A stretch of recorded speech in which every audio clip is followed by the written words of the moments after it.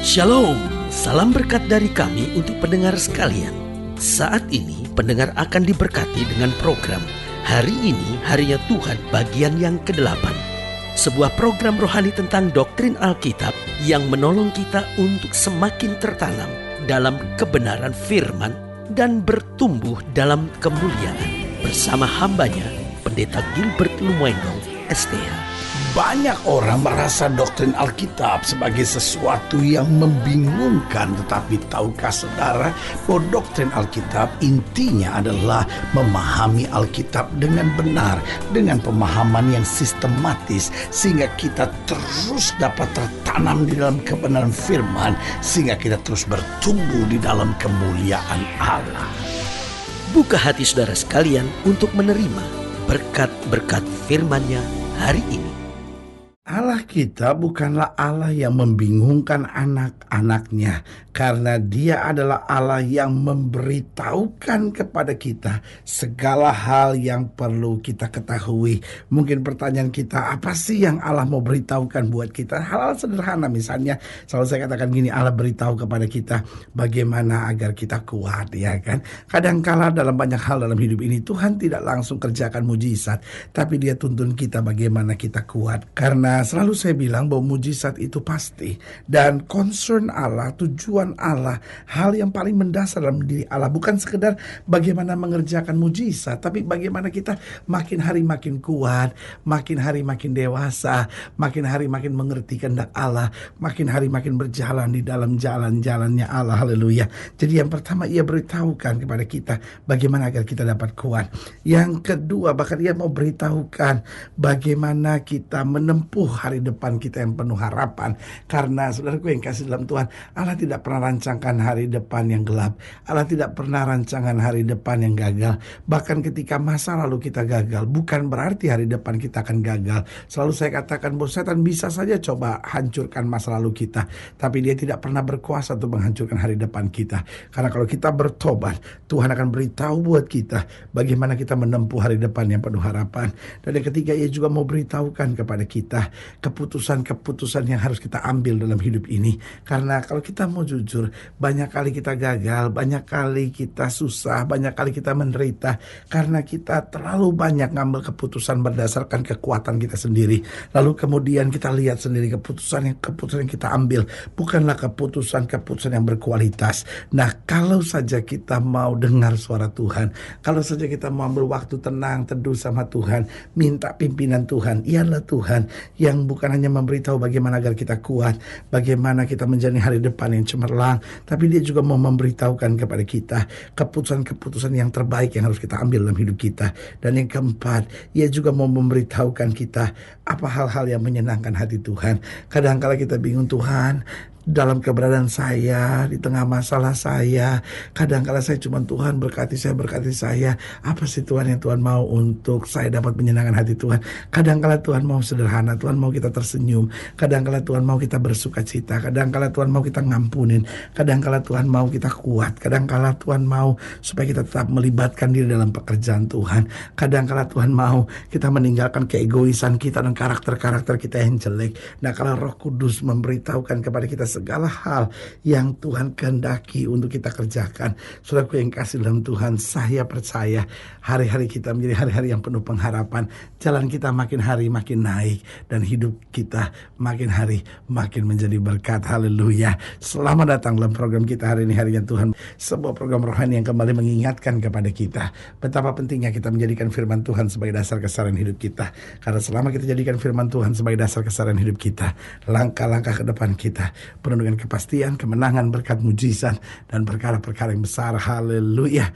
Dan dalam program ini kita sedang membahas tentang Tuhan memberitahukan. Karena itu yang kita imani dalam hidup kita. Allah kita bukan Allah yang diam.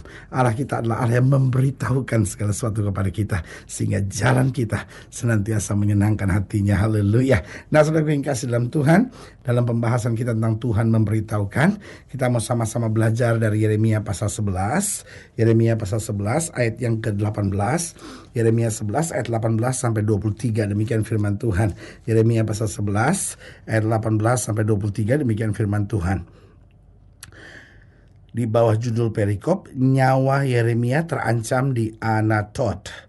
Tuhan memberitahukan hal itu kepadaku, maka aku mengetahuinya pada waktu itu. Engkau Tuhan memperlihatkan perbuatan mereka kepadaku. Ayat yang ke-19 dari Yeremia 11 ini. Tetapi aku dulu seperti anak domba jinak yang dibawa untuk disembelih. Dikatakan selanjutnya, apa? Aku tidak tahu bahwa mereka mengadakan persepakatan jahat terhadap aku. Marilah kita binasakan pohon ini dengan buah-buahnya. Marilah kita melenyapkan dari negeri orang-orang yang hidup sehingga namanya apa? Tidak diingat orang lagi. Tetapi Tuhan semesta alam yang menghakimi dengan adil, yang menguji batin dan hati. Biarlah aku melihat pembalasanmu terhadap mereka. Sebab kepadamulah aku serahkan perkaraku. Lalu kita lihat selanjutnya. Sebab itu beginilah firman Tuhan tentang orang-orang Anatot yang ingin mencabut nyawaku dengan mengatakan, janganlah bernubuat demi nama Tuhan supaya jangan kau mati oleh tangan kami. Ayat 22. Sebab itu beginilah firman Tuhan semesta alam, sesungguhnya aku akan menghukum mereka. Pemuda-pemuda mereka akan mati oleh pedang. Anak-anak mereka laki-laki dan perempuan akan habis mati kelaparan. Tidak ada yang tinggal hidup di antara mereka, sebab aku akan mendatangkan malapetaka kepada orang-orang Anatot pada tahun hukuman mereka. Ayat 18. Tuhan memberitahukan hal itu kepadaku, maka aku mengetahuinya. Nah, saudaraku yang kasih dalam Tuhan, Yeremia sedang menghadapi masa-masa yang berat, masa-masa yang sukar, masa-masa yang berbahaya, masa-masa yang penuh ancaman. Tapi dia bilang, Tuhan memberitahukan hal itu kepadaku, maka aku mengetahuinya. Sehingga kalau Yeremia tenang, bukan karena dia hebat, tapi karena Tuhan sudah bicara kepadanya. Kalau Yeremia tidak panik, bukan karena Yeremia luar biasa, tapi karena Tuhan sudah memberitahukan kepadanya. Nah, itulah hidup Kristen itu. Hidup Kristen bukan hidup yang panik. Nah, ini bukan karena oh ya saya hebat, saya tidak panik, oh saya serahin sama Tuhan. Bukan, karena kita dengar suara Tuhan. Kita dengar Tuhan menuntun kita. Kita diberitahu oleh Tuhan hal-hal yang harus kita buat. Kita diberitahu kepada Tuhan hal-hal yang akan terjadi. Kita lihat bagaimana Musa ketika ada di depan laut Teberau. Oh, orang-orang Israel sudah ketakutan, orang-orang Israel sudah marah, orang-orang Israel sudah begitu emosi terhadap Musa dan berkata, Musa, apa kurang kuburan di Mesir sampai kau biarkan kami mati di padang belantara seperti ini? Kami mau kembali pulang ke Mesir. Lalu mereka mulai mengangkat pemimpin lain untuk membawa mereka ke Mesir. Tapi ini yang Tuhan bilang sama Musa, Musa jangan takut, berdirilah tetap, lihat keselamatan daripadaku. Orang Mesir yang kamu lihat hari ini tidak akan kamu lihat lagi sampai selama-lamanya. Saudaraku yang kasih dalam Tuhan, Tuhan kasih tahu sama Musa langkah apa yang harus diambil. Tuhan bilang sama Musa, angkat tongkatmu itu, dan ketika tongkatmu terangkat, maka laut itu akan terbelah. Saudaraku yang kasih dalam Tuhan, ini yang saya mau beritahu. Dalam hidup ini seringkali banyak orang jadi emosional, jadi panik. Kenapa? Karena tidak mendengar, tidak mengerti apa yang Tuhan kehendaki baginya. Allah kita adalah Allah yang memberitahukan kepada kita segala hal yang perlu kita ketahui.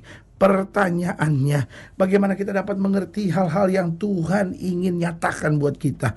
Yang pertama, kita harus peka akan suara Roh Kudus. Kita nggak akan pernah bisa mendengar tuntunan Tuhan. Kita nggak pernah akan bisa ngerti kalau Allah memberitahukan sesuatu buat kita, kalau kita nggak ada waktu bersekutu dengan Tuhan. Karena kita akan peka akan suara Roh Kudus. Kalau kita ambil waktu teduh, baca Alkitab, berdoa, merenungkan firman Tuhan, mendengarkan Tuhan bicara lewat suara hati nurani kita, lalu menuntun langkah-langkah kita. Ini yang saya bilang pengurapan Roh Kudus itu. Saat-saat di mana Roh Kudus ambil alih hidup kita, saat-saat di mana Roh Kudus menyatakan kepada kita hal-hal yang perlu. Jadi saudaraku yang kasih dalam Tuhan, bagaimana kita dapat mengerti hal-hal yang Tuhan ingin kita ketahui? Kita harus peka akan suara Roh Kudus, karena Roh Kudus itulah yang akan menuntun kita, akan memberitahukan kepada kita hal-hal yang perlu kita ketahui. Yang kedua, bagaimana kita dapat mengerti hal-hal yang Tuhan ingin kita ketahui? Kita harus banyak bergaul dengan firman Tuhan. Tadi sudah saya katakan, tanpa bergaul dengan firman Tuhan kita bisa sesat. Tanpa bergaul dengan firman Tuhan kita nggak akan mendengar suara Tuhan. Saudaraku, ada banyak orang hari-hari ngeri sekali. Dia bilang begini, saya sih nggak perlu baca Alkitab, saya doa Tuhan langsung bicara kok sama saya. Waduh, itu ngeri sekali. Saudaraku yang kasih dalam Tuhan, selalu saya bilang firman adalah standarnya, firman adalah barometernya. Kita tahu sesat atau tidak justru dari firman, karena Allah tidak akan dalam tanda petik pewahyuan baru yang bertentangan dengan firman. Semua pewahyuan yang didapat orang hari-hari ini adalah pewahyuan yang membuktikan bahwa firman Allah yang dan amin, reconfirm from God. Allah mengkonfirmasikan firman-Nya kembali. Saudaraku yang kasih dalam Tuhan, kita harus pekakan suara Roh Kudus. Kita harus banyak bergaul dengan firman Tuhan. Dan yang ketiga, bagaimana kita dapat mengerti hal-hal yang Tuhan ingin kita ketahui? Kita harus hidup dalam kesucian, saudara-saudara.